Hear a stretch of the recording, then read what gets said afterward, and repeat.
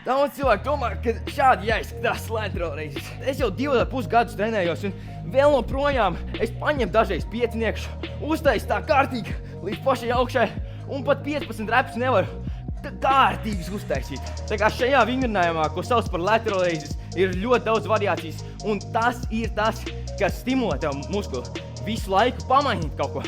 Piemēram, tagad es varu arī paņemt 2,5, uztaisīt mazliet netik labu formu, bet tas stimulē muskuli savādāk. Gadījumā, ja tu vēlies tiešām optimizēt šo sānu placu trenēšanu, es tev iesaku ļoti mēģināt dabūt šo stiepienu beigās. Tas ir vai nu mazliet saliecoties, tagad taisi ar dumbbelliem, vai cita opcija, kas ir, manuprāt, labākā, ir pacelt mazliet augstāk šo kabeli, kad tev ir te vislielākais spiediens uz šo muskuli, tev ir vislielākais arī smagums, jeb pretestība pret šo muskuli. Šie vingrinājumi tiešām tev palīdzēs dabūt šo V izskatu, un ja tu vēlēsi vairāk